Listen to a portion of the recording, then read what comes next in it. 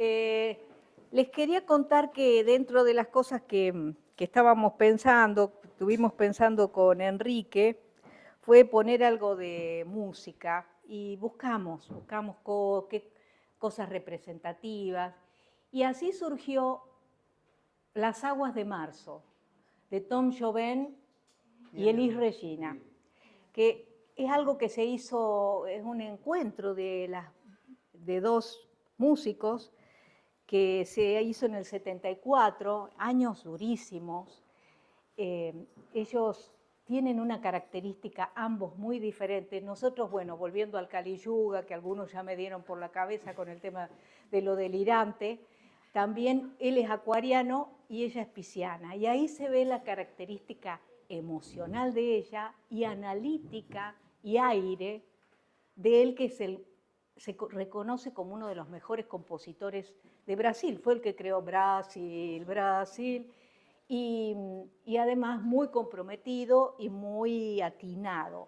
Este tema se cree que es uno de los mejores que ha hecho la bossa nova, porque habla de las aguas de marzo, habla de la llegada del otoño, de la llegada de la época de las lluvias, en la cual uno tiene que parar con todo ese sol del verano brasilero del norte e ir hacia el interior, ir hacia las cosas pequeñas, ir hacia el sentir. Y es un poco la perspectiva que nosotros queremos, qué sé yo, pedirnos, ir hacia el interior, ir hacia el sentir. Por eso pusimos este tema, elegimos este tema, que les va a gustar. Está la traducción.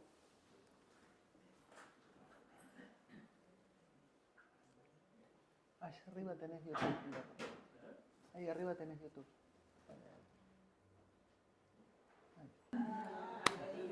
Mi vida. Qué lindo. Ay, qué belleza. Y pucho en la mano. Me encanta.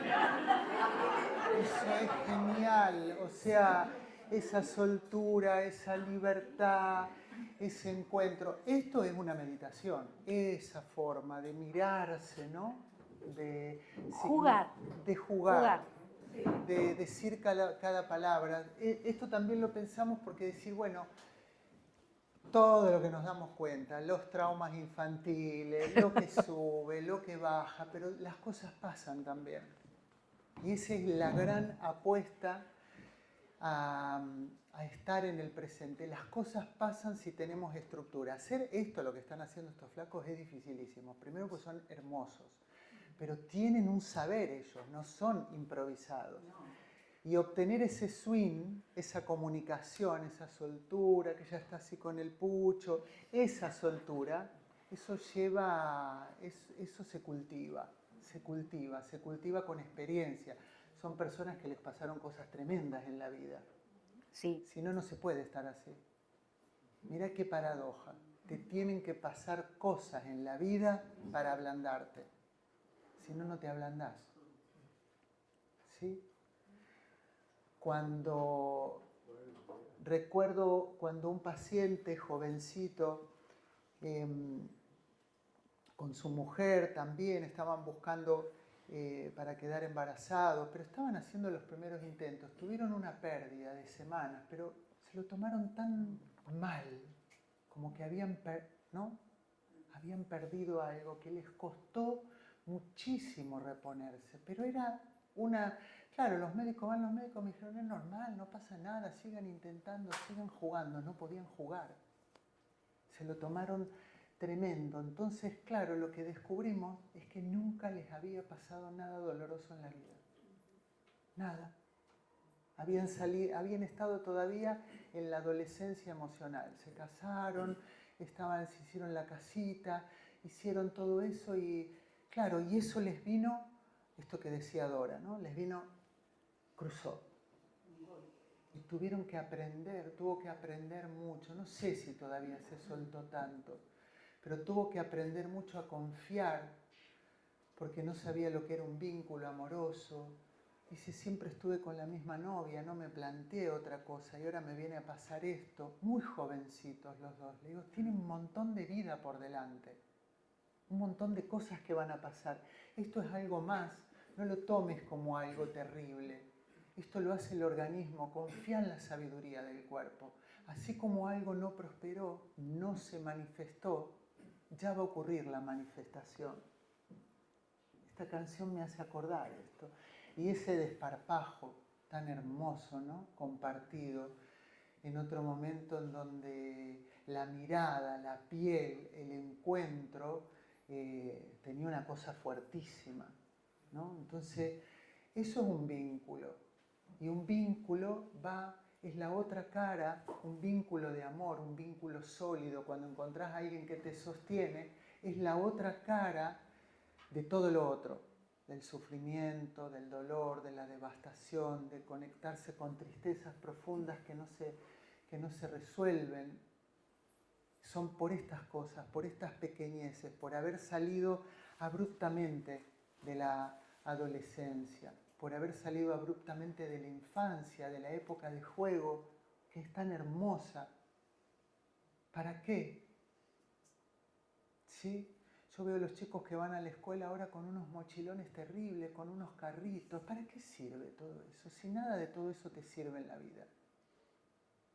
¿Sí? En el sentido de que todo ese peso, toda esa cosa, sin poder jugar. Miren, toda la problemática de los pacientes que siempre repito son: no puedo disfrutar, no puedo disfrutar, no puedo disfrutar, no sé disfrutar. El que tiene todo y el que no tiene nada. No puedo disfrutar y no puedo vivir el instante presente. ¿Sí? Les voy a introducir, les vamos a invitar a introducir un tema muy, muy complejo. Esto daría para un curso completo, para un seminario, pero lo voy a explicar como una historia, como un cuento. Cuando hablamos de psicología budista, no hay un lugar específico donde se estudie la psicología budista y tampoco, bueno, sí hay, ¿no? Pero no como una escuela conocida en donde te enseñen a hacer terapia o abordaje con pacientes desde ese lugar, ¿no? Se le llama el conjunto de ciencias contemplativas que hay en la actualidad y cómo se toma el término del budismo, del hinduismo, en sentidos laicos, no religiosos. La neurociencia, que está muy compasiva en este último tiempo, ha hecho unas investigaciones brutales. Todo lo que descubrieron los monjes hace 5.000 años, que están ahí sentados mirando el agua pasar. Entonces, ¿qué descubre la ciencia? Que los cerebros son más flexibles, que trabajan mucho la impermanencia, que se van dando cuenta de que las cosas cambian, les sigue doliendo la muerte, les sigue doliendo la pérdida, les sigue doliendo todo. ¿Sí? Pero tienen una facilidad hermosa, que es a lo que yo me dedico, digamos, una de las tantas cosas en la meditación, a poner la mente en foco, a dirigirla al instante presente. La canción que pusimos al principio.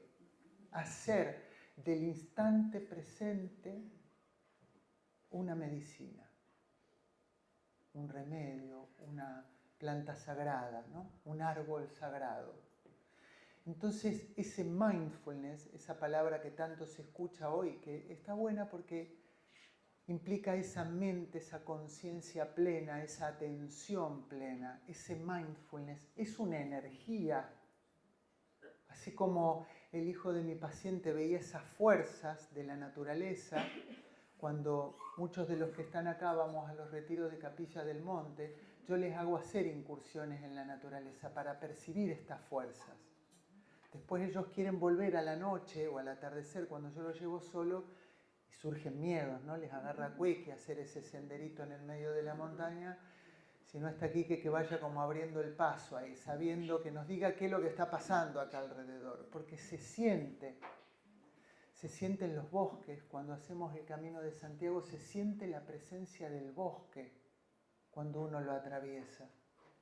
Si uno no anda distraído por la vida, se vive la presencia del bosque. El bosque te interpela en la oscuridad del bosque, porque el bosque en un lugar es oscuro y anda a meterte ahí. Si es que no tenés una purificación o una ingenuidad, te perturba, te interpela. La montaña, cuando vamos al cerro, les digo esto para que puedan comprender ¿De dónde viene la unión de todo? Es como que ahora en esta parte unimos Oriente y Occidente. A la noche, cuando ellos quieren dormir, cuando todos queremos dormir, a veces no dormimos bien de noche, porque la montaña perturba. Es como que te deja tenso, ¿no? Te llama, te tensiona, te hace dar sueño. Después vamos a la mañana a las 7:30 a meditar y vienen todos más o menos ahí, después te vas revitalizando y ese es el devenir. O sea, es como que en un retiro, en una autoobservación profunda, uno se somete amorosamente a un montón de estudios de alta complejidad, pero que los da la naturaleza. Y hay que aprender a transitarlos. ¿Sí? El que descubre esto o el que le da no es que lo descubre él, porque ya había muchos otros. Es el Buda real, el Shakyamuni, ¿no? El Gautama o Gotama. Él fue una persona de verdad, ¿sí? Como nosotros, allá por el año 500 o 450 años antes de Cristo. Mirá si la vemos en lo que explicaba Dora. Imagínense un muchacho, un príncipe nacido en lo que es actualmente Nepal, de una familia muy rica, viviendo en palacios, en donde el padre lo tenía ahí con sus mujeres, con su harem, él tenía su mujer, su hijo. Cuando Buda decide irse de esa casa paterna y materna, tenía mujer y tenía hijo. Pero ¿cuál fue el impacto que sufrió Buda? El padre lo tenía ahí.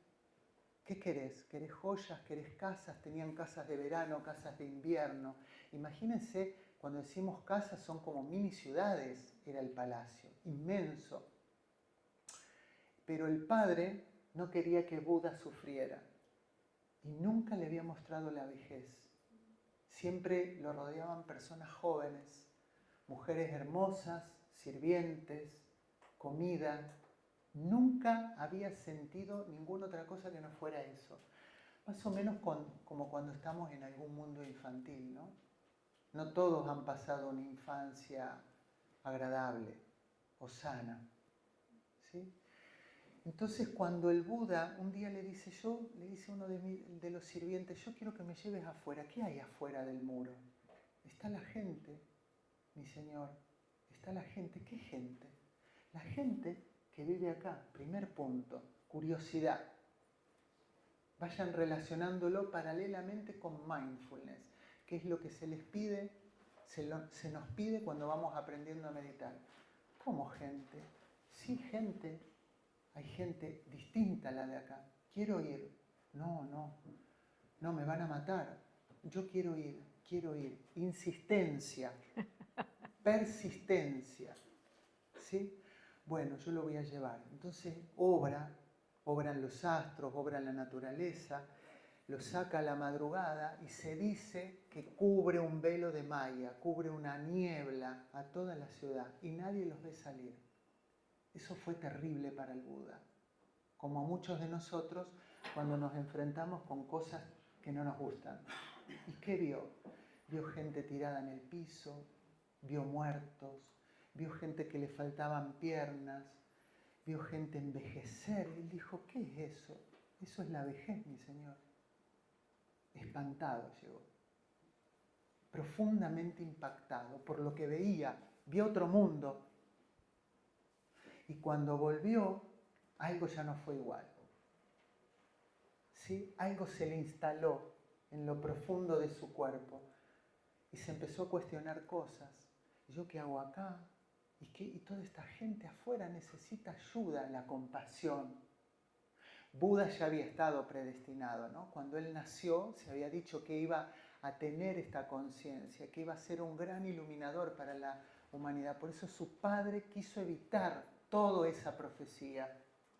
Muchos de nuestros padres también evitan que seamos ovejas negras y muchos de nosotros somos ovejas negras.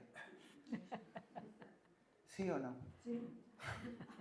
Pero y el esquema familiar, ¿y cómo no te va a casar? ¿Y cómo no va a hacer esto? ¿Y cómo no va a tener esta elección sexual? ¿Y cómo vas a hacer? ¿Y cómo?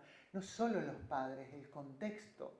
Bueno, el padre de Buda no quería, bajo ningún punto. Y lo tuvo Cuando él tenía el menor indicio, no, quédate acá. Le traía más mujeres, le traía esto, comida, y lo anestesiaba con comida y deseo. Por eso uno de los grandes venenos en el budismo es el deseo, que no es el deseo como lo tomamos nosotros, es esta cosa voraz de comprar, de comer, de saber. Hoy vivimos en una voracidad, en un veneno. Necesito saber los 5 pasos, cómo hacer, cómo compro, cómo voy, cómo subo, cómo bajo, todo esto, el deseo. Lo anestesiaba ¿con qué? Con compras, con ilusiones, con máquina que me compro para hacer gimnasia en mi casa y nunca utilizo, con electrodos que me enchufo para los abdominales y nunca sirve lo que me están vendiendo, todas esas cosas. Lo mismo hacía el padre de Buda. Y fue nuevamente al sirviente y lo llevó una nueva salida a ese lugar. Y eso lo impactó enormemente. Y dijo, yo me voy a ir de acá. Ayúdame a escapar. Y se fue. Así, no más. Se fue. Imagínense la angustia que produjo en el lugar. Pero él se fue y quería encontrar la iluminación, porque él vio en una de esas salidas, vio esas personas de pelo largo, casi desnudas, que estaban en un árbol, y dijo, ¿y esos quiénes son? Son los ascetas. Son personas sabias que dejan todo en la vida para iluminarse y ayudar a otros. Yo quiero eso. ¿Y eso qué hace? Eso modifica la mente, modifica la conciencia. Quien maneja la mente, quien maneja la conciencia, tiene todo, le dijo el sirviente. Y dijo, yo quiero eso. Entonces el Buda, voy a llegar a las 4 nobles verdades, que es la estructura que encontró el Buda y por el cual se desarrolla todo el aprendizaje de la psicología budista y por lo cual puede ser un gran antídoto, un gran camino de salida a todo nuestro sufrimiento. Y dijo, yo quiero eso. Entonces probó. Uno de los métodos era el masoquismo, para que cayera el yo, ¿no? Los faquires, espadas, dormir sobre clavos, sufrir grandes torturas. Eligió un camino difícil para que el ego cayera absolutamente. Se torturaba, se hacía lavajes, se ponía unas enemas y se sacaba los intestinos afuera y se los dejaban al aire, se los curaban con hierba y se los metían otra vez. Todo esto se hacía en la antigüedad y se sigue haciendo. Hay prácticas que se siguen haciendo. Él probó todo eso para que cayera la dureza del ego, para que se le despertara el amor, para que no tuviera importancia personal. Y avanzó, hasta que le quedó el cuerpo muy dolido. Y me dijo, estoy destruyendo mi cuerpo. Y llegué hasta acá. Y le dice al maestro, quiero más, ¿hacia dónde va todo esto? Y el maestro le dijo, no tengo más para enseñar. Y fue a encontrar a esos sabios que había visto cuando había sido un poquitín más joven. Y lo fue a ver y dijo, acá hay renunciamiento total. Para poder llegar al ego y encontrar algo ahí adentro hay que sacar todo. Solamente vas a comer lo que cae del árbol. No podés aceptar comida de nadie y meditar todo el día. Lo hizo y fue avanzando, se le fue clarificando la conciencia. Por eso cuando hoy en día hacen los ayunos intermitentes, los leen, lo hacen sin ningún control, empiezan a comer cualquier comida, en vez de avanzar se retrocede, porque muchas veces con Dora nos planteamos si eso exacerba la estructura neurótica o la blanda. A muchas personas le hace mal dejar de comer carne. Una persona brava, mala, venenosa, vengativa, necesita comer carne, necesita pelearse, necesita un encuentro sexual bravo. ¿Qué va a hacer siendo vegetariano? ¿Se entiende? O sea, vamos a lo profundo acá. ¿Qué va a hacer? Pero esto, entiéndanme, no va en contra de lo vegetariano, no, sino de ciertas conductas que son aisladas y sin un contexto. Yo fui 15 años vegetariano, porque en mi época se usaba, de los 15 a los 30 fui vegetariano. Creo que Silvia en la facultad me conoció vegetariano. Sí, era vegetariano. Hasta que un día, ¿cómo va a llevar adelante este organismo? Esta inquietud, esta ansiedad, ¿me entendés? Esta curiosidad. A los 30 años, cuando empiezo a estudiar mi segunda carrera, me enfermaba. Estaba todo el día enfermo, no me podía sostener. Tos, gripe. ¿Ok? Entonces, ¿qué descubre? Vamos a hacer un pie de página porque ahí me fui un poco. ¿Qué descubre el Buda? Que ese camino lo estaba dejando seco también. Era lo mismo que si se estuviera golpeando con los clavos y con las camas. Y un día estaba muriendo. Y pasa por ahí un niño o una niña. Algunos libros dicen un niño, otros dicen una niña. No importa, un infante. Pasa. Y en la India a los hombres sagrados no se los puede tocar, no se les puede acercar ni dar comida, porque el karma es terrible interrumpir eso. Y le acerca un cuenco con una especie de leche, de cebada, de arroz. Algunos dicen, no importa. Arroz con leche. Un arroz con leche era, algo así. Hay un autor que a mí me gusta mucho, El trauma en la vida cotidiana, que lo estudiamos en los retiros, porque después hay otros escritos que hablan de los sueños que tuvo el Buda. Y se dice que ahí recordó a su madre cuando lo alimentaba. Tuvo un sueño. Y eso le permitió volver a la vida, porque se estaba muriendo. Entonces, en ese momento él tuvo una iluminación. Se sienta debajo del árbol del Bodhi y se ilumina, ¿no? Trasciende y descubre que ni el camino duro ni el camino blando totalmente. Hay que buscar un camino medio. Esa es la orientación terapéutica, el camino medio. Él descubre que no podía, que nada de lo que estaba haciendo iba a ser iluminado, pero ¿para ayudar a quién? Cuando los antiguos compañeros, el grupete de los heavy metal, de los duros, los que se acostaban en clavo, dormían en cueva, toleraban humedades, eso eran heavy metal. Y los otros, los etéricos, lo vieron, dijeron, pero vos qué hiciste, queremos de esa. ¿Qué hiciste? Hice esto. Entonces él empezó a predicar, a contar lo que descubrió. ¿Sí? Y descubrió las 4 nobles verdades, que son el esquema fundamental de todo. Descubrió 4 nobles verdades.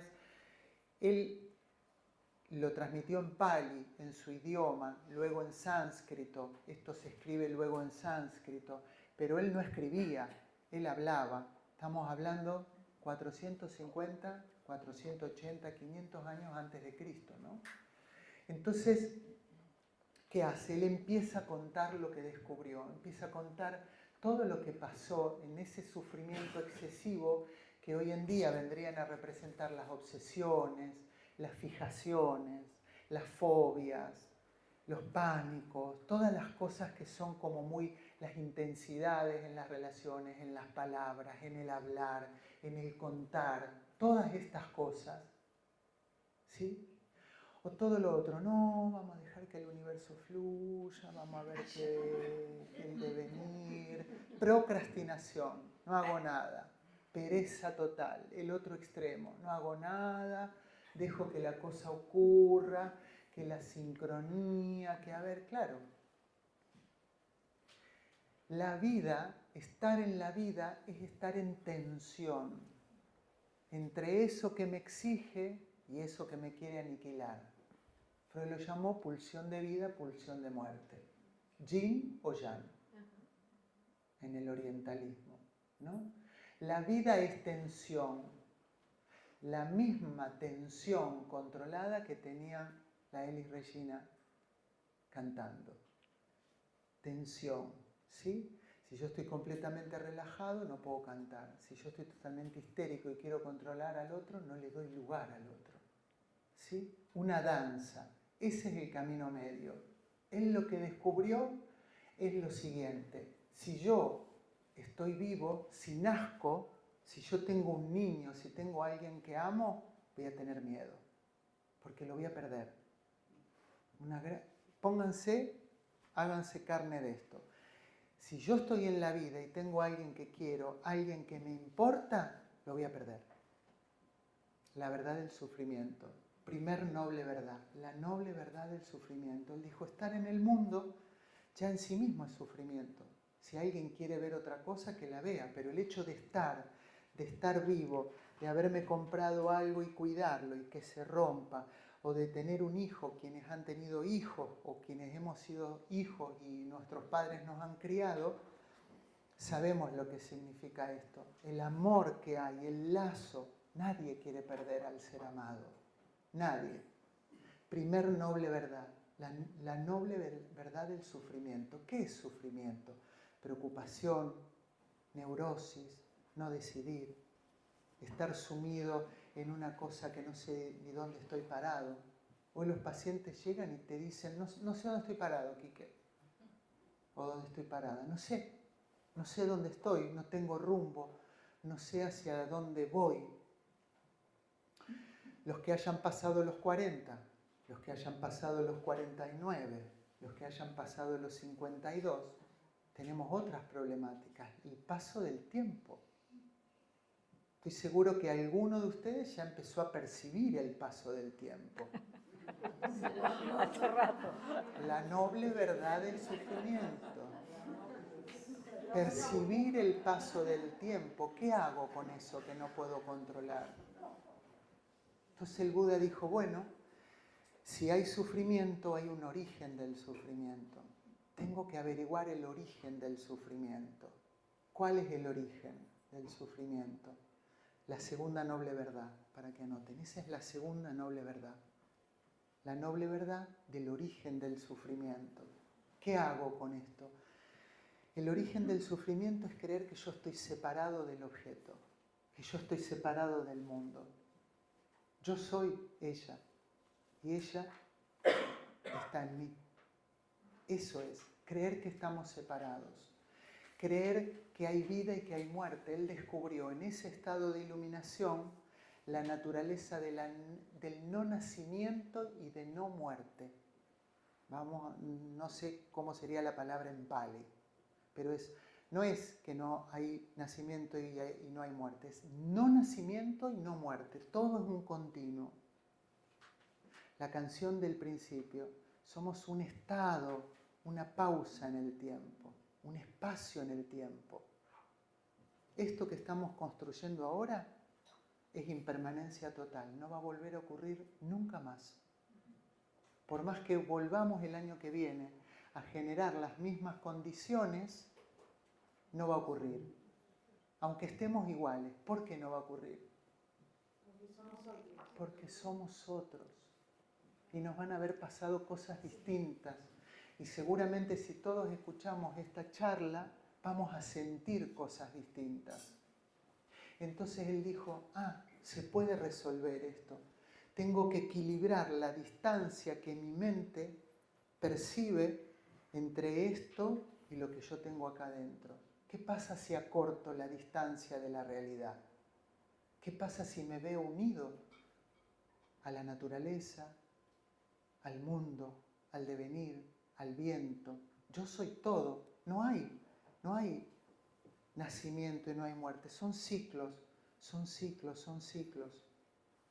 Cuando Dora contaba ese impacto traumático que yo sufrí, pero solo como una anécdota lo cuento, yo hice un entrenamiento muy exhaustivo. Claro, Dora me dice, claro, toda la estructura que a vos te dieron te permitió no estar loco, estructurarte.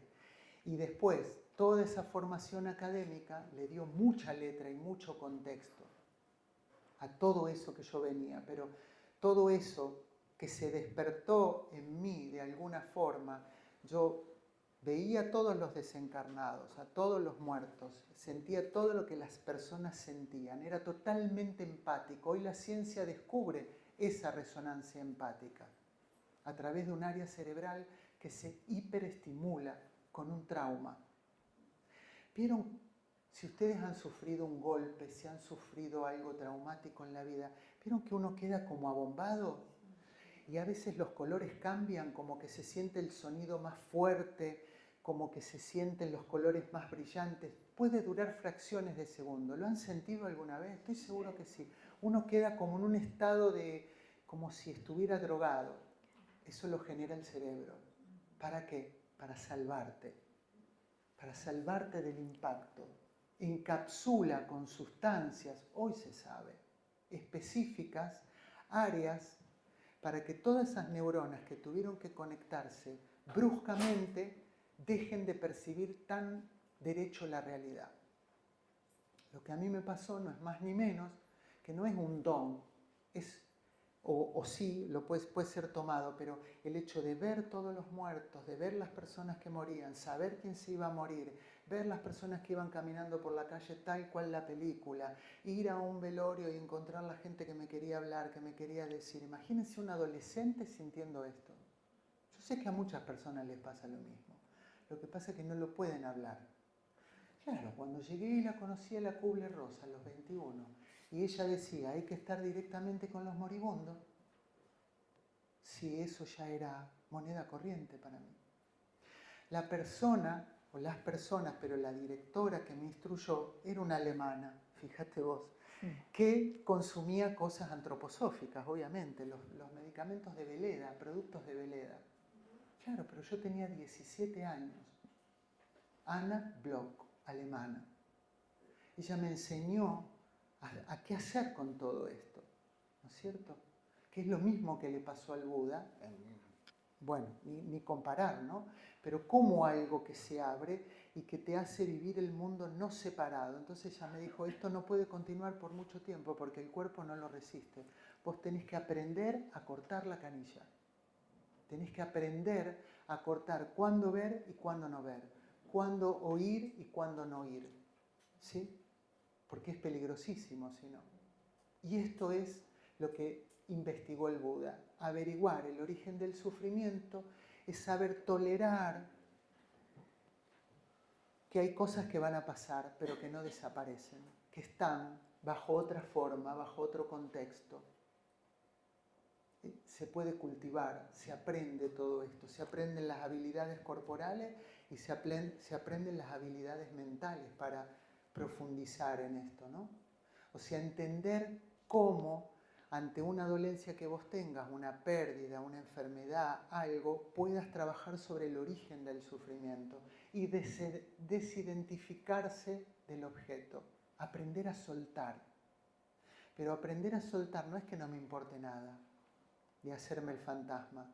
No, aprender a soltar es que me importe y que yo tenga la capacidad de distanciarme lo suficiente para seguir abrazando a eso.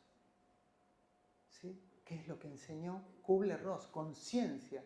Ella lo que trajo fue ciencia, fue método a toda esta percepción desbocada. Y Buda sintió lo mismo en esto, entonces le enseñó a la gente, le enseñaba a descubrir el origen del sufrimiento. Y si hay un origen del sufrimiento, la tercer noble verdad es el cese del sufrimiento. Cómo generar antídotos, cómo generar procesos. Medicina antroposófica, meditación, caminata, deporte, vida en la naturaleza, retiros, viajes con propósitos, amistades fortalecedoras, amistades espirituales, cariño, amor. ¿Se entiende? El cese del sufrimiento, el remedio. Por eso el budismo no es una religión, es un método. Es un método. Él descubrió un método. Él dijo, ustedes pruébenlo. A ver si funciona para ustedes. Y funciona. Claro que funciona. El cese del sufrimiento es parcial. Por eso cuando uno va trabajando sobre los duelos, son parciales las conquistas que uno va teniendo. Son parciales. Una amiga muy querida y hermana, esto me lo enseñó ella porque se me ocurrió al estar con ella, ¿no? Ella perdió a un hijo cuando tenía 20 y pico, su hijo, y bueno, debe ser terrible, ¿no? O sea, decir yo puedo comprenderlo, yo no lo pasé, por lo menos en esta encarnación. Pero ella me dijo, Enrique, yo sé todo, yo sé que él ya no está, yo sé que él no va a volver, yo sigo durmiendo en su habitación, tengo su ropa, pero no me quiero mudar de ahí, porque una parte mía siente que si vuelve no va a encontrar nada si yo regalé todo. ¿Se entiende? Una parte mía siente. Y estoy seguro que muchos de ustedes, ese es el origen de la palabra nostalgia. Cuando han perdido a alguien, uno tiene nostalgia. Quisiera que esa persona esté, o esa cosa. No importa, yo ya sé que no está, pero yo quiero que esté. Nostalgia. ¿Ok? Entonces la miré y le dije, bueno, porque ella me planteó su problema. ¿Sí? Bueno, vamos a hacer así. Si él vuelve, le vas a comprar ropa nueva, porque no va a querer lo viejo. ¿Sí? No va a querer lo viejo, ya pasaron muchos años. Si él vuelve, en algún momento, le compras ropa nueva, lo que él quiera. Y eso le sirvió para esa fase de aceptación, de aprender a soltar. ¿Se entiende? El cese del sufrimiento. Ese cese no paró. Ahora hace poco me dice algo hermoso, porque bueno, ya nos hicimos amigos y hemos hecho muchas aventuras juntos, y me dijo, una colega mía me dijo que el hijo estudiaba una carrera determinada en la universidad. Una colega mía me dijo que el chico que se sienta en el primer banco es igual a él. Y hace los mismos gestos. Y él me dijo, ¿puede ser, Quique? Sí, puede ser. Pero no que sea él, sino que tiene los gestos. Te está trayendo algo de él a la vida. Cese del sufrimiento. Vuelve a reconectar, pero ya no desde un sentido dramático, sino de aceptación, de transformación. Eso lo fue transformando a esa persona y a tantas otras personas que hemos acompañado. La fue transformando a la persona. Y me dijo, yo no volví, no la busqué a esa persona, no lo fui a ver al chico, pero sí fui al patio de la universidad y toqué la baranda de la escalera y dije, por esta baranda pasó. ¿Está bien o está mal? Me dice Enrique, está bien, porque es verdad, pasó. La naturaleza del no nacimiento y de la no muerte. Ahora, poder tocar esta verdad con dulzura, con amor, con comprensión, nos lleva a un estado mayor, difícil. Como siempre decimos, pico y pala con esto. Hay que estar en un proceso, en una contención, hay que hacer cosas. Esto no se digiere estando solo en la casa, ni viendo, ni escuchando un podcast o solo un video. Es solo una parte. Hay que hacer un proceso con una persona, ¿sí? Cese del sufrimiento, por capas, por capas. Y me dijo, estoy tan feliz ahora, estoy llena de vida. Sé que no, pero cada vez, cada aniversario, siente dolor. Claro que sí. Y es bueno. Y honrar y estar ahí. Y cuando vino el Camino de Santiago, hacemos el Camino de Santiago y una de las etapas la ofrendamos. Porque uno tiene que ofrendar a sus muertos, a las personas que no están, porque son las personas que están viviendo. Ahí es donde habla la manifestación. Son cosas no manifestadas o inmanifiestas. O sea, nosotros somos entidades manifestadas. Estamos acá. Pero no quiere decir que no haya otras entidades que no las vemos y que no están manifestadas. El amor es un sentimiento que no se ve con los ojos, se manifiesta en nosotros. Y eso es lo que descubrió este muchachito en la primera, segunda y tercera nobles verdades, o verdades santas, o verdades supremas. La cuarta es el Dharma, esto que estamos haciendo. Esta es la cuarta noble verdad. Congregarse, hablar de nuestras cosas y trazar un camino con propósito y con determinación. Nada de todo esto se hace desde la mente. Se necesita propósito y determinación. y no se deja de aprender nunca. ¿Sí? Una de mis amigas queridas, que también falleció hace mucho, que fue la que marcó que hasta ahí ya me tenía que ir de ese trabajo, ¿no? Yo trabajé mucho tiempo también con adultos mayores. Era una mina fuerte, era una irlandesa tosuda, con mucho humor negro, muy desgraciada, hermosa persona, le gustaba chupar, le gustaba comer, con un corazón hermoso. Y cuando le estaba acompañando en su último momento, unos ojos azules impresionantes, abiertos así, yo decía, oh, mis ojos estrábicos, ¿por qué no serán? Y mis ojos siempre tan débiles, ¿por qué no tendré tus ojos así tan tónicos, tan abiertos? Y me decía, no necesitas esta boludez, ¿no? Y con ese goteo de morfina que te va liquidando, tenía esos ojos abiertos como irlandesa y no se quería ir. Y le digo, cerrá los ojos, ¿por qué no descansás? Punto número 1. Primero, porque no me quiero perder lo horrible que es ver la realidad. Me dijo, ¿qué ves? Culos horribles de enfermeras, caras horribles de la gente, gente amargada que no ama. Claro, estaba ya del otro lado, viendo otras cosas. Y segundo punto, ¿vos te dormirías? ¿Cerrarías los ojos? No. Bueno, le digo, yo te acompaño, yo me quedo acá. Esa es la cuarta noble verdad. Tomar determinaciones que te hagan seguir en el sendero. Acompañar a otros. Eliminar el miedo, eliminar el cagazo y estar ahí. Yo me quedo acá, ¿sí? Estando, porque no sabemos qué nos va a pasar. Pero se siente miedo en ese momento. Todo el mundo siente miedo. Como se siente miedo al nacimiento, también se siente miedo. ¿A quién le gusta nacer en esta realidad? A nadie. Por más que uno elija pasar de esa contención a ver una barba, a ver una piel olorosa, a ver una cosa con esa piel hermosa que tienen los bebés, suavecita y de olor, ¿a quién le gusta enfrentarse con esta realidad? A nadie. Cuarta noble verdad, ¿sí? Hacer trabajos, no es solo información. Y voy rapidito con esto, Dora. Vamos a la siguiente, Pabli. Thich Nhat Hanh,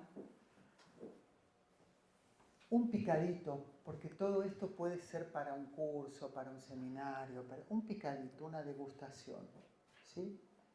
Thich Nhat Hanh es un maestro vietnamita que les recomiendo muchísimo. Tiene un libro que se llama Miedo, que es este. ¿Sí? Miedo, súper recomendable, fácil de leer, una papa, hermoso. Él, en este libro, habla de los 5 recuerdos. Los budistas tienen 3 venenos, 5 recuerdos, 4 iniciaciones, todos con números. Es así, todo es así, para recordarlo, ¿sí? Y las 4 nobles verdades tienen que ver con esto, porque este es el punto práctico. Vamos al siguiente. Está en mi naturaleza envejecer. Soy de la naturaleza del envejecimiento. No puedo escapar al envejecimiento, sea el que sea. Con el método de juventud que tenga, muy pronto, no lo vamos a ver nosotros, pero se va a llegar a vivir a los 150 años. Yo quiero ver a alguien de 142, sin ningún propósito de vida, sin nada en el interior, ¿qué es lo que va a estar viviendo ahí? No importa, no va a ser nuestro problema. Lo vamos a ver en la encarnación que viene. Pero ellos te enseñan a pensar así. Soy de la naturaleza del envejecimiento. El primer recordatorio para eliminar el miedo al futuro, el miedo a lo que vendrá. Voy a envejecer, no puedo escapar a eso. ¿Qué puedo hacer? Tratarme con dulzura, llegar a una vejez sabia. Siempre fue mi preocupación.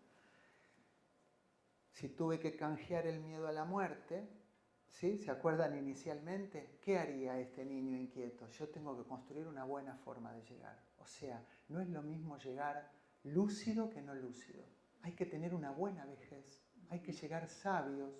No importa, me tengo que poner un chip que me mueva la rodilla, me lo pongo. No pasa nada, si viene.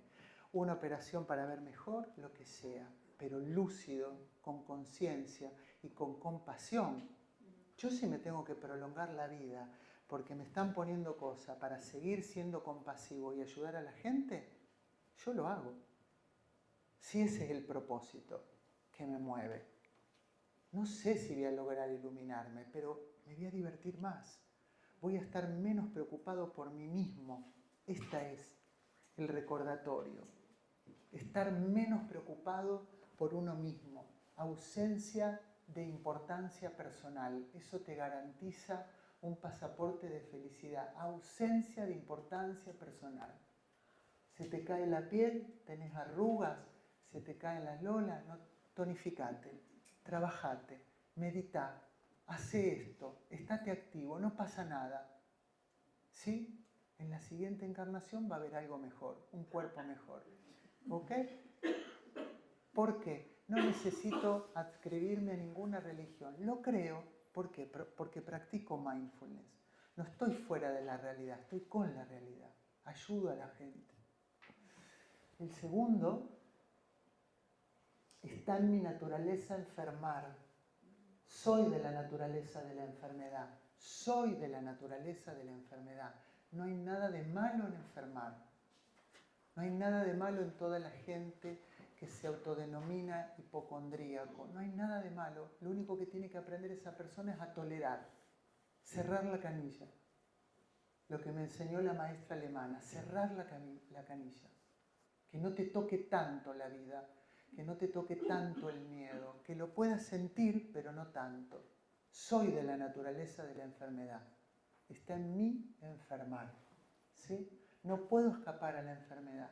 Ese no puedo escapar, ¿qué quiere decir? Mindfulness, tengo que estar en el presente.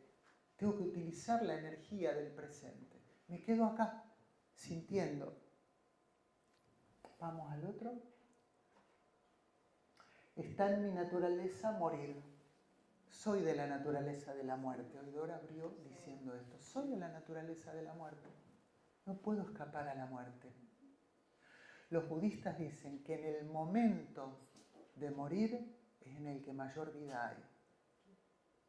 En el que mayor vida hay. Porque me estoy acercando a un nuevo renacimiento. ¿Sí? Si no creo, si mi sistema de creencia, bueno, me pongo más blando. ¿Para qué voy a tener un sistema de creencia que me lleve a no creer y sufrir? El budismo es práctico. Si tus padres te enseñaron que no, investiga otras cosas, anda a la ciencia, hace esto, hace aquello, investiga. No hay necesidad de sufrir y de creer en algo que te hace daño. Esta es la premisa de la psicología budista. No hay necesidad de creer en algo que te hace daño. ¿Ok? Vamos al otro. Está en la naturaleza de todo lo que quiero y todo lo que amo cambiar. Change. No puedo evitar verme separado de ellos. No puedo evitar. ¿Por qué? Porque la mente egoica hace que yo vea las cosas separadas. Ni te cuento si uno le lleva el apunte a los medios de comunicación. Son ellos y yo. Son unos y otros. Son los que se vacunaron y los que no se vacunaron. Son los que usan las antenas 5G y los que no la usan. Es una pavada eso, chicos. Nada. Para la inmensidad, para la eternidad, que tiene todo el tiempo para esperar, es nimio. ¿Por qué si no está tanta gente escapando del África y hace un esfuerzo terrible para meterse en una canoita y pasar y llegar a la vida? Porque ya están muertos, no tienen futuro. Miren nosotros, tenemos luz, estamos calentitos, tomamos una merienda en el break, estamos escuchando algo nutritivo. Somos privilegiados en este mundo. No hay que perder el tiempo.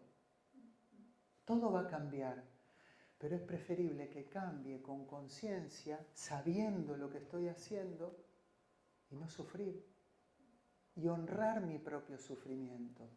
Porque dentro de todo esto también hay una parte que no quiere cambiar o que no puede cambiar. Hay una parte que sufre, hay una parte que heredé de mis padres y que es pesada y que llevo ese sufrimiento. Muchas personas me dicen algo que es hermoso en el sentido de que te lo entregan. Cuando muere un ser querido, me dicen, no quiero, Enrique, que se me pase esta bronca. No quiero que se me pase esta ira. No quiero pasar a la siguiente fase. Porque tengo miedo de no sentir más, que lo he perdido. Esto es una fase dentro de esas. Claro que es así. No quiero que se me pase esto. No quiero. El sufrimiento es parte de la vida en la cultura occidental. Y a veces llevar una cruz es mejor que no llevar nada. O sea que para aceptar esto hay que prepararse. Hay que cultivar. Porque muchos de nosotros llevamos cruz por no llevar otra cosa. Porque es lo único que llevo en la vida. ¿Por qué me voy a despojar? Porque esta es la pregunta que le tendríamos que hacer al Buda. ¿Por qué voy a dejar atrás el sufrimiento? Si me mantiene en la vida. Él diría, tenés muchas vidas para experimentarlo. No te amargues con esta verdad que te está haciendo doler. Yo imagino que él diría eso a través de los libros, ¿sí? Porque dicen eso. No te amargues con esta verdad que no te lleva a nada. No me puedo separar de la persona, no tengo a dónde ir. Andate, andate. Andate a la casa de un amigo. No te dejes maltratar, no te dejes someter. Andate. Pero irse es dificilísimo. No es fácil irse, ¿eh? No. No puedo evitar verme separado, por eso me veo separado de las cosas. Por eso sigo en el conflicto, por eso sigo en la dualidad, por eso sigo en el blanco-negro. Porque si yo sigo, quiere decir que estoy. Si yo sigo, quiero decir que estoy. Si de pronto yo me siento unido y no lo hice antes porque me siento frustrado, más que la muerte y el irme y el tomar una decisión, tengo que aceptar la frustración que guardé debajo de la alfombra. ¿Se entiende? Entonces, ¿qué dice esto? Trae todo, abraza todo. Abraza la frustración, abraza. Pero aprender a abrazar, aprender a sostener, se cultiva, se aprende. Hay pasos. No se obtiene por revelación, no se obtiene por una charla, hay pasos. ¿Sí? Eso es lo esperanzador. Vamos con el último. Este es genial. He heredado los resultados de los actos de mi cuerpo, de mi habla y de mi mente. Mis acciones son mi continuación. Un padre mirando a su hijo. Ese estado alucinante de ver a un bebé que duerme, creo que lo han tenido todos esa posibilidad, es mágico. Eso se pierde. Ustedes lo saben y lo sabían cuando lo vieron, pero es hermoso. Eso es mindfulness. Es estar en el presente, total. Alguien que te cuide, que te dé de comer,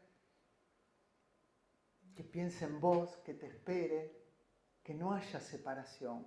La primera angustia y la primera muerte que tenemos que sobrevenir es la angustia de separación. Por eso todas las angustias son angustias de separación. Y toda demanda, ya sea al cable que me cobró de más, al tipo que me cagó con la luz o a lo que sea, es una demanda de amor. Toda demanda es una demanda de amor. Si yo pido algo al otro, le estoy pidiendo amor. Volveme a ese estado. ¿Sí? Por eso está la separación, porque el ego necesita separarse para poder entender este mundo. ¿Cómo haría para entenderlo? Entonces, si yo lo hago más liviano, si voy por el camino del medio, como me enseñó el Buda, ni tan ni tan nada, ni tan heavy, ni tan, vamos a ver qué onda. Voy por el camino del medio, tomo una determinación, tengo mejores posibilidades. El Buda nunca vendió nada de iluminación, dijo construir mejores posibilidades. Si yo escucho la charla y hago una meditación, tengo mejores posibilidades que otro que no. Y eso es lo que hacen los animales permanentemente. Buscar mejores posibilidades. Ahora, esta es una verdad difícil de incorporar porque te dice, he heredado los resultados de los actos de mi cuerpo, de mi habla y de mi mente. Mis acciones son mi continuación. La palabra karma, que nombró Dora, una de todas las acepciones, es acción. Acción. Si yo tiro este vaso y lo rompo, hay una consecuencia. ¿Sí? Va a estar roto y el agua se va a caer. Los maestros Zen dirían, esta copa ya está rota, no está sana y no hay agua. Esto es lo que te vuela la cabeza mal.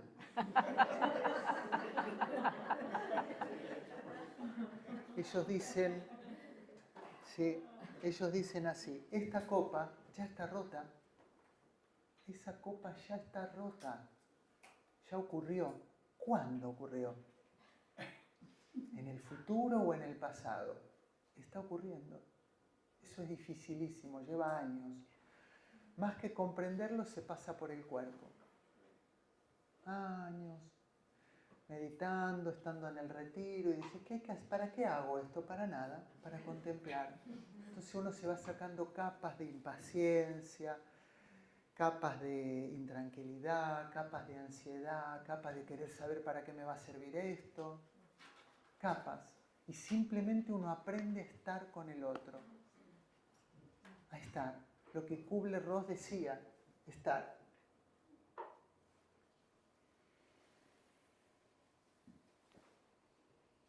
Y mis acciones son mi continuación. Esto es muy esperanzador porque puedo modificar, todo lo puedo modificar. Todo lo que va cambiando y todo lo que se modifica lo tengo que trabajar intensamente. A veces lleva mucho tiempo trabajarlo. ¿Cuánto? El que sea necesario. Se trabaja una posible separación, se trabaja el jubilarse. ¿Para qué te va a jubilar? ¿Para no hacer nada? ¿Qué va a hacer cuando te jubilen? Tenés que tener un plan, hay que tener un plan. En la vida, si es algo que enseña la psicología budista, hay que tener un plan. Hasta para cuando esté en el último suspiro, ¿viste? Tratar de caer más o menos en algo suave. Esa sería la moraleja. O sea, bueno, si me estoy muriendo, bueno, ¿viste? No es lo mismo. Hay muertes que son trágicas, esto da para hablarlo en otros, pero uno puede, no vamos a comprarlo a eso, porque no quiere decir que pase, pero mentalmente me puedo preparar para que sea suave el impacto. Para que sea suave el impacto. ¿Sí? ¿Les hace sentido esto? Está bien acá ahora, ¿no? ¿Querés enganchar? Sí, engancho. ¿Sí? ¿Tenés ganas? Sí, cómo no. Bueno, se me ocurrió, falta lo de biografía, que no lo vamos a tomar, pero ponelo como una ayuda. Biografía desde el punto de vista de la antroposofía, es uno de los slides que tiene imágenes.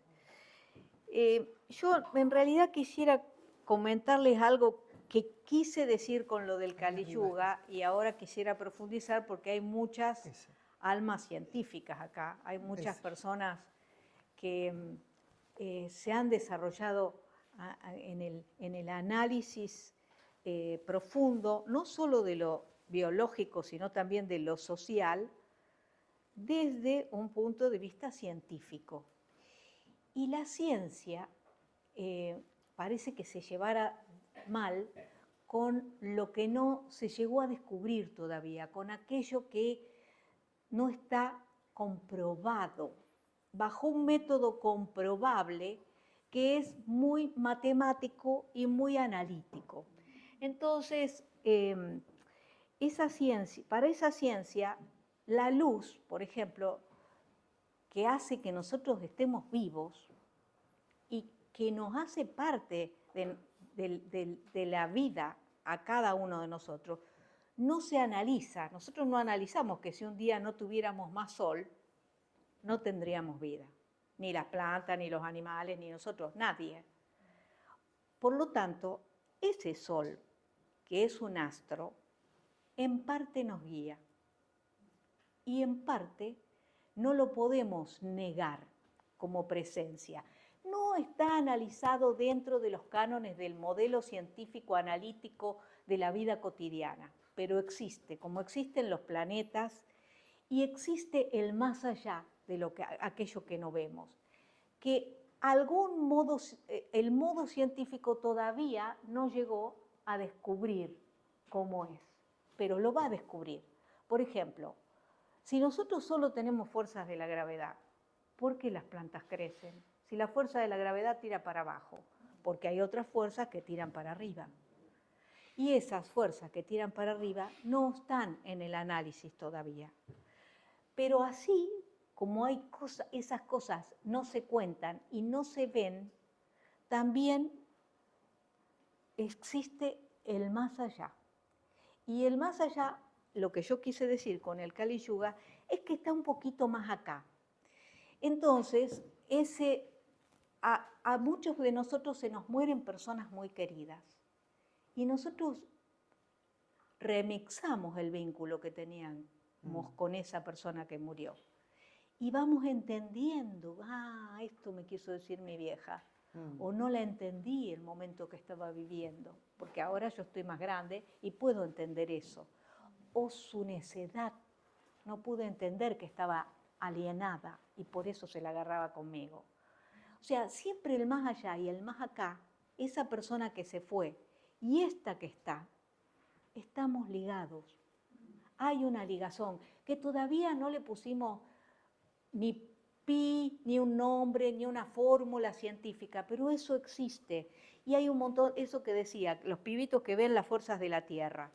Algunos de ustedes capaz que alguna vez, yo alguna vez lo vi, no veo nada, yo no soy como el que ve de todo, yo no veo nada, pero las fuerzas de los vegetales, cuando uno pasa en la noche, se pueden ver, pueden estar presentes, y son las fuerzas de la Tierra. O sea, hay un montón de cosas que no están tabuladas dentro de lo que vemos y están. Eso también es una cosa que vamos a tener que empezar a aceptar. Que no es solamente lo que figura en Google o lo que figura en mi compu lo que existe. Hay más cosas que no estamos viendo y que las vamos a ir descubriendo. Esto que puse acá no creo que pueda desarrollarlo, pero es un poco el análisis de la biografía humana a través de la antroposofía. No es solo la antroposofía. O sea, la antroposofía es como decía el budismo, es un método. La antroposofía es un flash, una mirada que tiene muchas vertientes, que vienen de Oriente, que vienen de sabios más occidentales.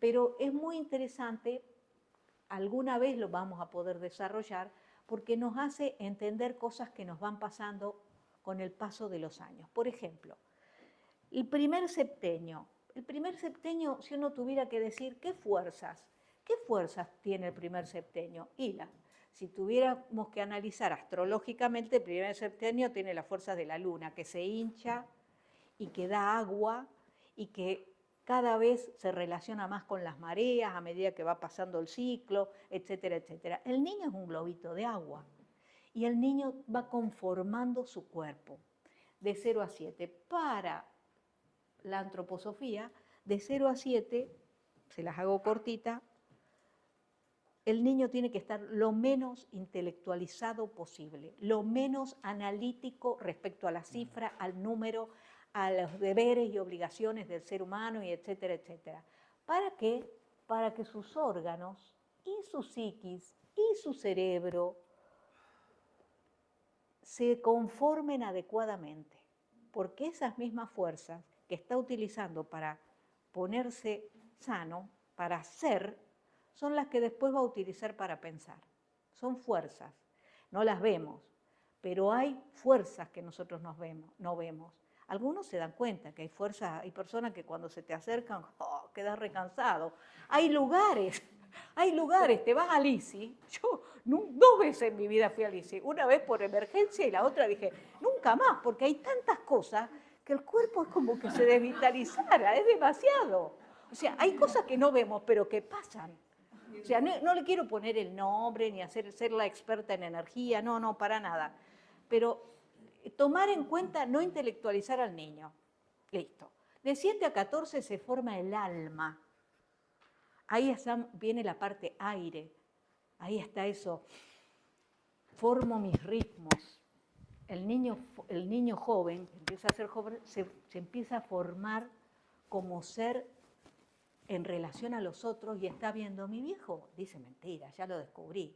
Mi mamá está hablando mal de mi papá en una charla y a mí me hacen que está todo bien y empieza el chico a darse cuenta su sentir. Mucho detalle, de 7 a 14. Se la hago así bien cortita. De 14 a 21 aparece el yo. Empieza a decir, no, yo eso no lo voy a hacer, eso no lo pienso estudiar, ese profesor es un plomo, pi. El pibe empieza a sentir que su punto de vista puede ser importante. De los 28 a los 20, de los 21 a los 28 se llama madurez terrena, esa etapa. Y yo siempre cuento Messi. Messi era un pibito que le hacía fútbol, jugaba bien, iba como un muñequito de un lado para el otro. Cumplió los 27, 28 y se dejó la barba, y se puso desgraciado y empezó a contestar mal, y a casarse, y a tener hijos, y a hacer su propia vida. Cumplió 28 años. O sea, es una etapa en que la persona empieza a decir, yo voy para acá. Esta etapa es una etapa muy rica y uno tiene que tomar definiciones después de los 28. Definiciones son, me quedo acá, me voy, me pongo esto. Digo porque esto también son duelos, por eso lo traje. En cada momento uno va duelando, uno va siendo otro. Cada uno de nosotros necesita ser otro. A los 42, los 35 son etapas de que uno quiere todo, quiere progresar, triunfar, todo ya. A los 42 empieza una etapa en que uno dice, esto era lo que yo quería para mi vida. Para esto vine yo al mundo. Se llama el tirón del alma esta etapa. Es fácil. Algún día podemos hablar de punto por punto de cada uno de estos septenios. Pero esta es una edad en que la persona se quiere separar, dejar el trabajo, irse del país, o sea, de todo. Es una edad muy fuerte. Y después ya empieza a declinar el cuerpo. Y ahí tiene que venir la aceptación. Tiene que venir. Para que aparezca la sabiduría, tenés que tener. Yo no digo que uno no se quiera cuidar. Yo me tiño el pelo, tengo bastante pelo blanco. No, todavía no estoy preparada para el pelo blanco. Pero, o sea, cada uno de nosotros tiene su cosa de narcisista, de cuidarse. Pero para que venga la sabiduría, hay que dejar que el cuerpo se empiece a deteriorar, porque ahí aparece una sabiduría que es esa necesidad de estar bien, de estar con más sabiduría, no tan esclavo del cuerpo, de ese cuerpo que necesita ser amado, tener muchos encuentros sexuales. Ya eso empieza a declinar y la persona empieza a necesitar adquirir otras cosas. Y para eso tenés que dejar. No podés estar todo el día con la estética. No podés estar todo el día con el ejercicio. El ejercicio para mantener bien el cuerpo, pero no podés solamente dedicarte a eso. Y duelar, que la foto que veías de la piba de 25 años ni se parece a vos. Cada vez que ni se parece. Nos vemos entre amigos. Nosotros decimos, hay que sacarse fotos de lejos, porque si no, no querés ni verte. porque no te reconoces la piba que vos eras. A todos nos ha pasado. Y te da muchísimo dolor. Y sin embargo hay que aceptarlo. Hay que aceptarlo. Que tenés celulitis, que el cuerpo no va a volver nunca a ser igual. Puede ser tonificado, puede estar bien, podés ir y venir todo el día en bicicleta, hacer lo que quieras. Pero ese cuerpo que tuviste no va a volver. No va a volver. Y hay que duelarlo. Hay otra etapa que alguna vez la vamos a tomar más en profundidad. Ahí vejez no es 63 años, yo tengo 67 y esa palabra no la acepto para nada, eso no lo pienso duelar. Pero los 56 es una etapa brava, en que uno tiene que dejar un poco de tanta cosa y tanto trabajo. Y empezar a la búsqueda de ¿para qué? ¿Qué cosa buena puedo dejar al mundo? Es una etapa en que el Sol y la Luna, para los que les gusta la astrología, el Sol y la Luna están igual que cuando vos naciste y además aparece en esa biografía, aparece la fuerza del límite, que son las fuerzas de Saturno. Saturno siempre que viene te hace rígido, te pone alguna... A veces aparece algún dolor, a veces aparece alguna enfermedad y hay que atravesarla, hay que esperarla y atravesarla esa edad. Cada uno de nosotros ha tenido que atravesarla, por lo menos los más viejos, ¿no? Pero el tema no es lo que llega, no les quiero extender tanto el tiempo, el tema no es tanto lo que llega, sino mi deseo y vocación de aceptar esas cositas que llegan y de transformarlas. Algunos de ustedes con algunas de estas cosas que yo les digo dirán, uy, pero yo no lo hice así, uy, entonces, ¿cómo hago con lo que ya pasó? Y lo que ya pasó, ya pasó. Era algo que lo hicimos como pudimos en ese momento. Ahora, lo que propongo, que a mí me parece más interesante de esta charla y este encuentro, es hacerme cargo de mi propia conciencia, hacerme cargo de mi propia vida y hacer el duelo de lo que no voy a hacer, ni fui, ni quiero. O sea, dejar que pasen algunas cosas. Otro de los detalles que no me quiero olvidar es que una gran herramienta en este momento en que las religiones están tan en decadencia, una gran herramienta es el encuentro con el arte.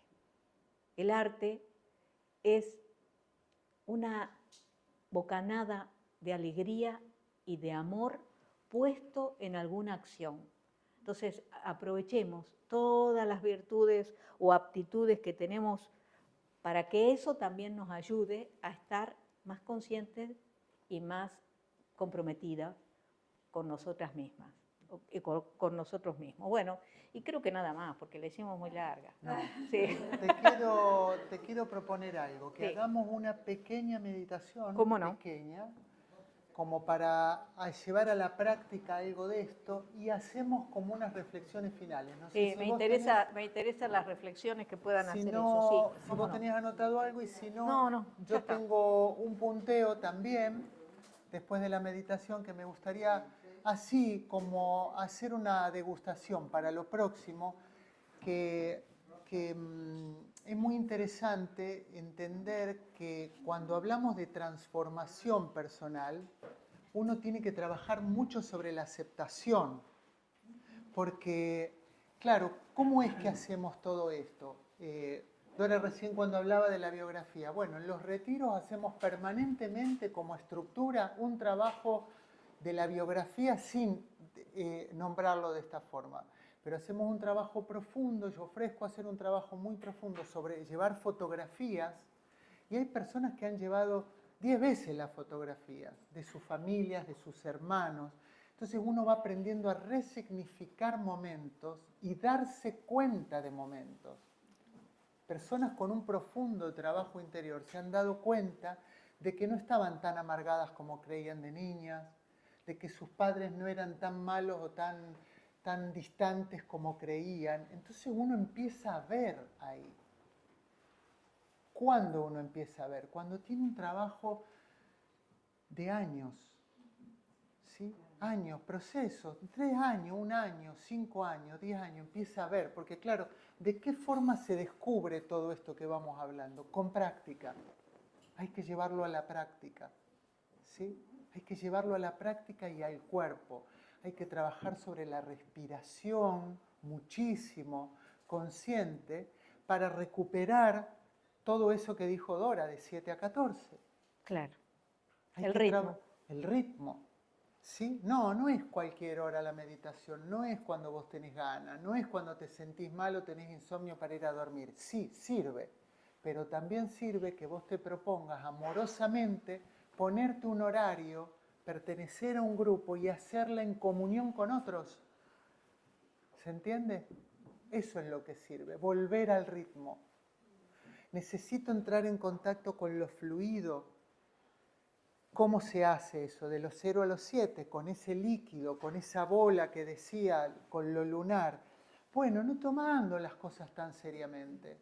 Los grandes maestros Zen dicen seriamente, pero no tan seriamente.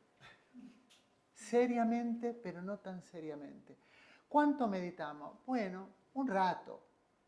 No sé si vamos a meditar 5, 10, 15 minutos. ¿Qué vas a dar ahora? No sé qué voy a dar. Tengo todo acá para dar. Sentate, relájate. ¿Cuánto va a durar? Esto es lo que uno aprende a hacer en un retiro. En un retiro uno se brinda la posibilidad de hackearse realmente, ¿no? O en un trabajo de meditación profundo. Se hackea porque el guía, el maestro, la maestra te va llevando instancias para que vos saques la capa de adulto, para que saques la capa del ego. Y esto es fundamental. ¿Cómo uno lo lleva adelante? Así, no solo leyendo, yo leo, pero ¿qué leo? ¿Qué estoy leyendo? Y aparte, ¿para qué quiero leer algo que entiendo siempre? Leo, hago un resumen. ¿Y a dónde lo pongo a esto? Si todavía no me puedo amigar con mis padres, con mis primos, todavía no puedo dejar de sentir resentimiento, todavía siento envidia descontrolada, ¿para qué estoy leyendo? ¿Se entiende? Encontrar un propósito.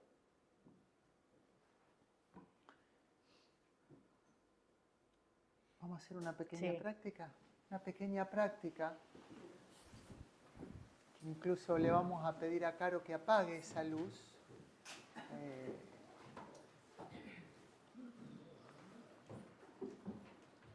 Mira, simplemente así, como estás sentado o sentada,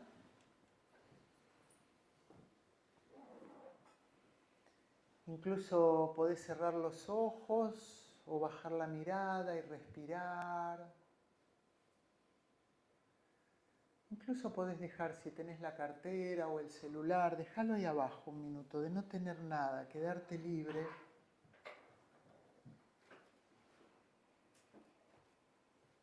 Y te invito a partir de este que sos ahora, de esta mujer, de este hombre, de este presente. No te alejes de esto, de tu presencia, de lo que estás sintiendo acá. No hay nada de qué preocuparse ni avergonzarse.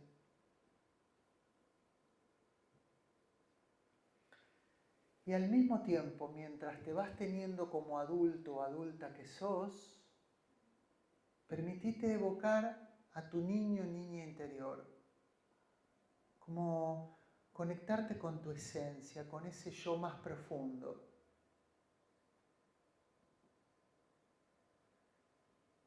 Recordá alguna fotografía o alguna escena. O tal vez te sirva recordar alguna escena de tu hijo o hija, o de un nieto, o de una mascota. Algo que te conecte con un yo más sensible, más profundo.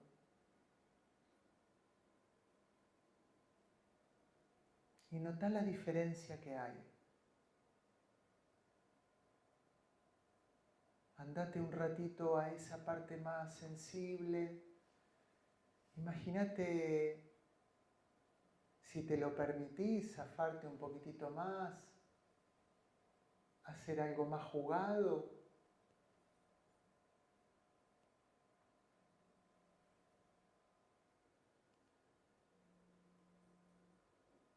Imagínate en el vientre materno. Un momento en donde todo era más perfecto, en donde no había preocupación, como si estuvieras nadando en el agua. Y por otro lado, sentí tu cuerpo apoyado acá en el piso, sentí tu espalda, quizás algún dolor, alguna ansiedad. Fíjate cómo están esos dos mundos.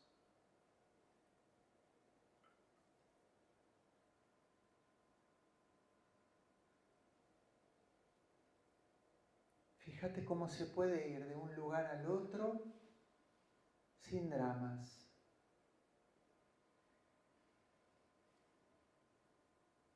Y ahora volvé a tu respiración suave por nariz, inhalando y exhalando. Imagínate ahí adelante tuyo un amigo, una amiga, un ser querido, alguien que quieras mucho y que le quieras desear que le vaya bien en la vida.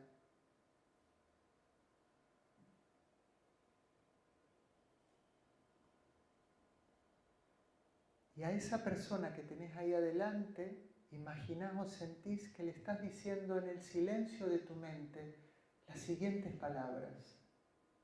Que te vaya bien. Deseo profundamente que te vaya bien. Que tu camino se abra, que estés protegido, protegida.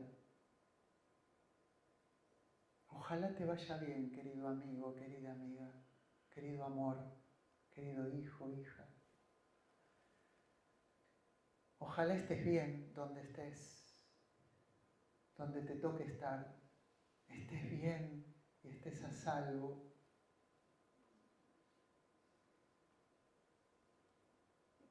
Que te vaya bien. Una persona que quieras. Y fíjate si tu corazón está disponible en este momento para desearle el bien a esa persona, que te vaya bien, que se resuelva tu camino, que encuentres lo que estabas buscando, ya sea lo que sea.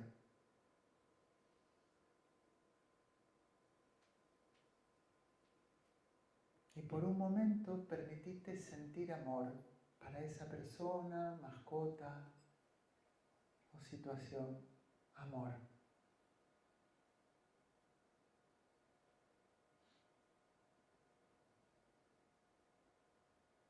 Y observa cómo ahí se borran muchas distancias.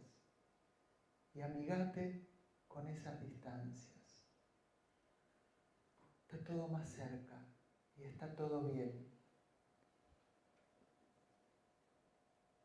Para quien quiere y desee, podés repetir en el silencio de tu mente, estoy bien, estoy a salvo. Que pueda yo estar libre del sufrimiento, que pueda yo ser feliz, que pueda yo estar libre del miedo y de la ansiedad.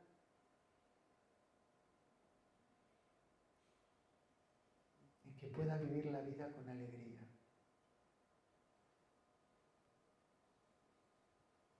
Y una vez más, regálate a vos mismo y a tu ser querido, a tu amigo o a tu amiga, estas frases en el silencio de tu mente. Que seas feliz, que puedas estar libre del sufrimiento, que puedas estar libre del miedo y de la ansiedad, y que vivas tu vida con alegría y gozo.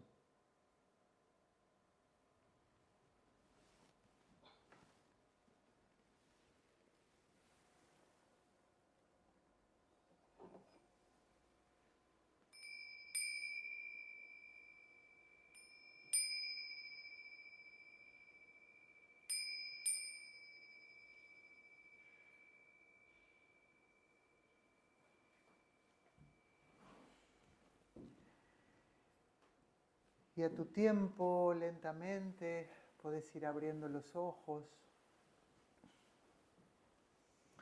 y reconociendo cualquier cosa que sientas en este momento, que haya pasado, como una degustación, como un inicio de algo, como algo que uno puede soltar y algo nuevo comienza, un camino nuevo, una idea nueva, un deseo nuevo,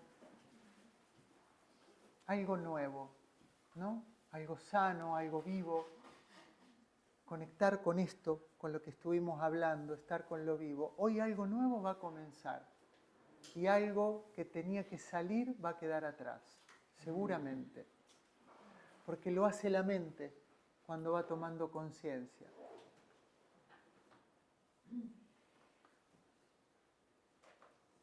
Doctora, ¿qué dice usted? No, me gustaría escuchar si alguien tiene alguna reflexión o tiene alguna pregunta o alguna inquietud y tiene ganas de compartirla.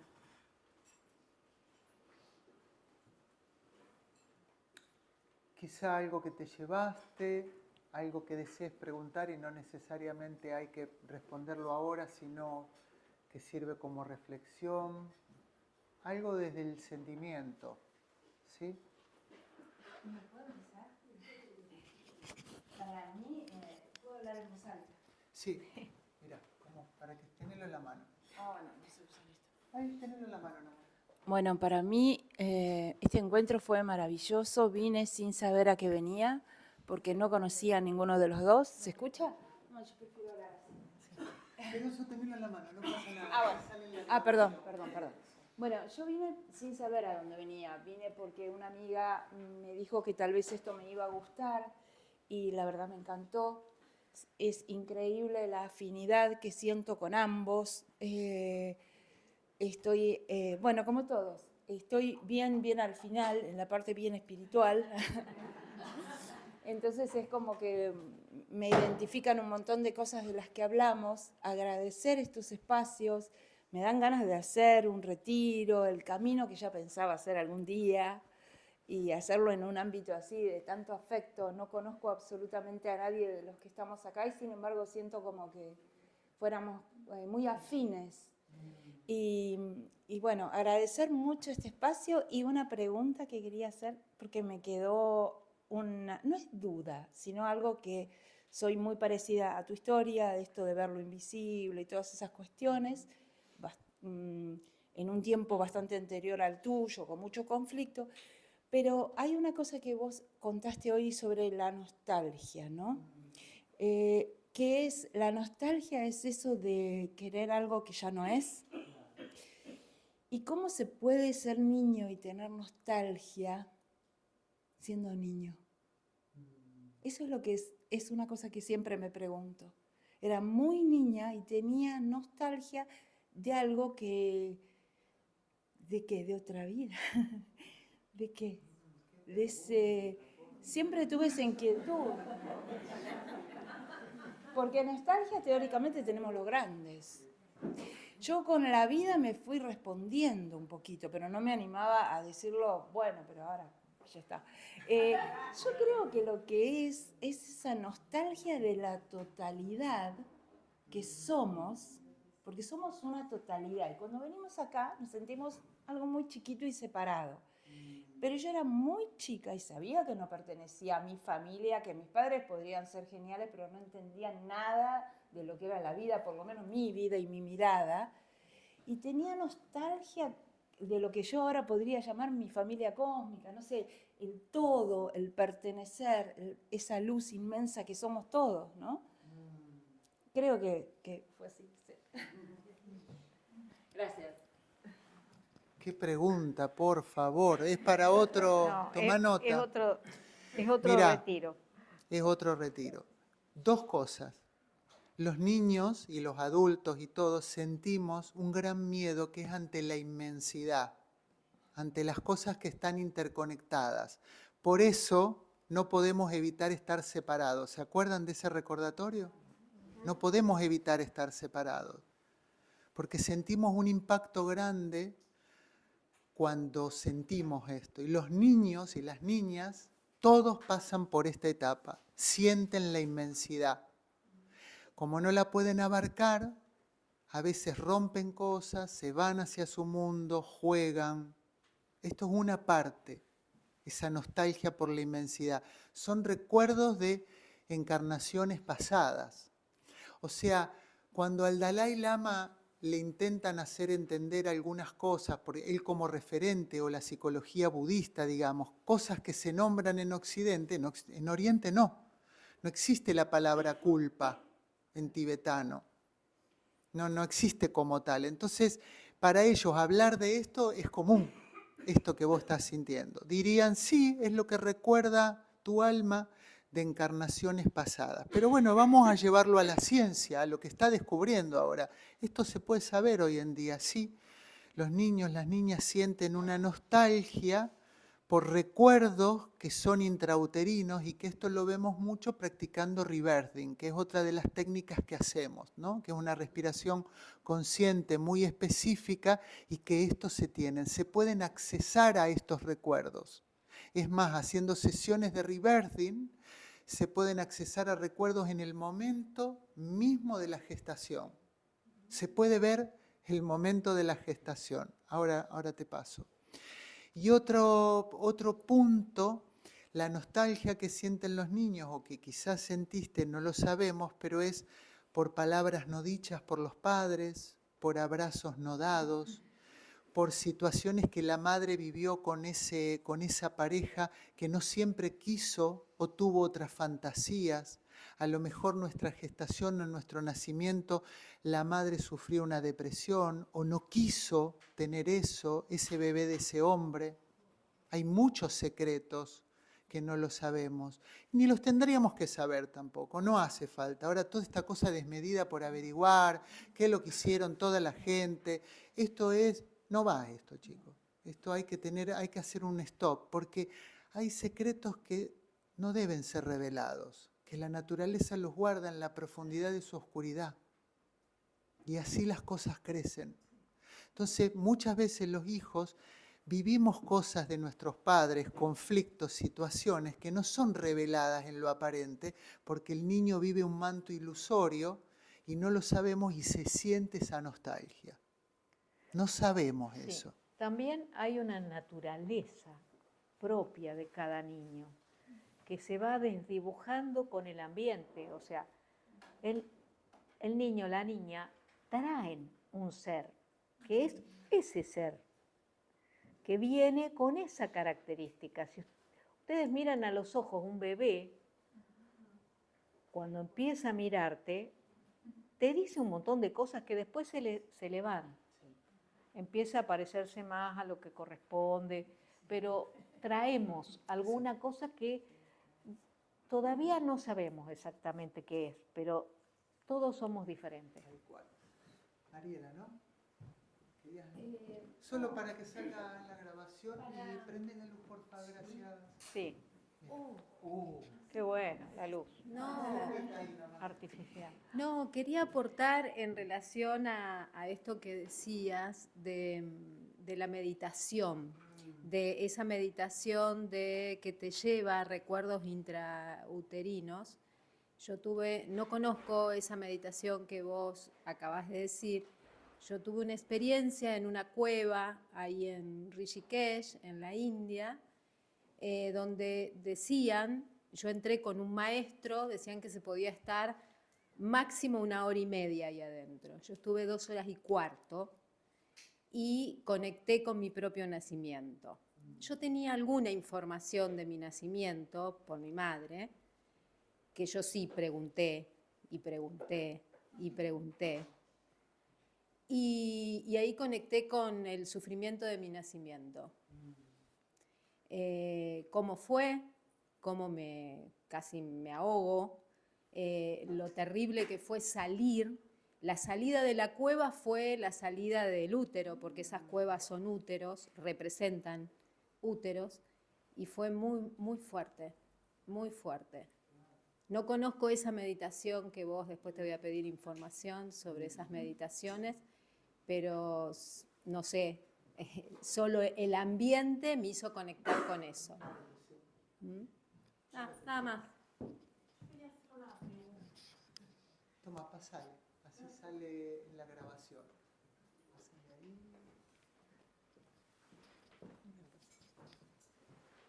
Bueno, primero agradecerle a Dora, que fue la que me invitó muchas veces al espacio y por eso conocí a Quique cada vez que vengo me encuentro con gente hermosa. Como decía la compañera por allá, el encuentro con gente que uno siente que hay a veces conocida y a veces no, y ponerse a hablar y como si nos conociéramos recién. Así que agradecer esto, que es me lleva mucho a esta ilustración que trajo Dora al principio, que era del momento del Sol y nuestro Sol y toda nuestra galaxia girando. Y pensaba, y esta es una pregunta, ¿tiene algo que ver esta mirada, ¿no? con la física cuántica y con esto de pensar que somos parte de algo que es mucho más grande, como decía Dora, que no podemos a veces ni dimensionar, ¿no? En qué punto estamos conectados uno con otro? Y qué importante en este momento me parece como tener este espacio para pensarnos así, ¿no? Como sujetos con una historia propia, como decía Dora ahí mirando a esos niños, quienes somos mamás sabemos que cada uno trae una mirada y cómo hacer para respetar esa individualidad y a su vez entenderse parte del todo, en una sintonía en la que si hacemos daño también hacemos daño a todo. Y cuánta falta nos hace como humanidad esto, ¿no? Entonces agradecer y preguntar eso, en qué medida, digamos, esto tiene que ver con algo de la física cuántica que estoy leyendo, ¿no? Como, Por supuesto, sí. Por eso digo, la ciencia va cambiando también. La ciencia va dejando atrás prácticas médicas o prácticas biológicas que antes eran aceptadas y dejan de serlo y parecen una locura. Ahora mirándola, la física nunca hubiera aceptado 100 años atrás la física cuántica y sin embargo hoy es una mirada muy ágil de cómo va transmutándose y todo se puede ir transformando. O sea, invitarnos a encontrarnos en lo que podamos, siguiendo lo que vos decías, porque a veces uno busca la perfección, de que todos pensemos lo mismo y querramos esto y aquello. No, hay cosas en las que podemos estar juntos y en esas acompañarnos. Yo lo que quería preguntarte, Dora, vos comentaste en función del esquema, cuando comentaste que de 0 a 7 el niño no puede ser intelectualizado, con lo cual me quedé pensando en la escuela, que le dan matemáticas, le enseñan a leer. Eso considero que es una intelectualización. El chico lo hacen pasar para que lea. ¿Es de esto que estamos hablando, Dora? Sí, pero eso se puede hacer de una manera lúdica o se puede hacer de una manera rígida, esquemática, con máquinas y con mucha repetición y prestar atención en cosas mecánicas. Si uno lo hiciera de manera lúdica, como va aprendiendo el niño, porque el niño mira y va aprendiendo en periodos tempranos y hace una autoeducación audiovisual. O sea, si eso se puede prolongar lo máximo posible, eso no es malo para el desarrollo de su cuerpo. El tema es cuando todo es mental, todo es analítico, y entonces esas fuerzas que tienen que estar en todo el cuerpo suben y quedan solo en el pensar, acá arriba, y no bajan a su cuerpito, que después tiene graves problemas físicos, de grande. O sea que una escuela que trata bien a sus alumnos, aunque empiecen a los 5, aunque empiecen a los 6, y sea paso a paso lo que va aprendiendo y que sea lúdico y que sea muy audiovisual, no tan abstracto, le va a hacer bien al niño. O sea, hay un esquema que tiene la antroposofía, que es la pedagogía Waldorf, pero se puede hacer en cualquier forma pedagógica. Claro, claro. Claro, claro, por ejemplo.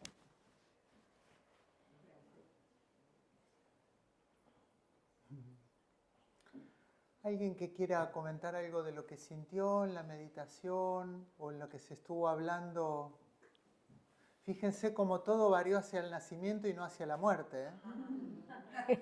Hay que... Es genial. ¿Vieron? Bueno, eso es lo que se puede entender también, ¿no? Qué bueno. Gracias por el aguante, ¿eh?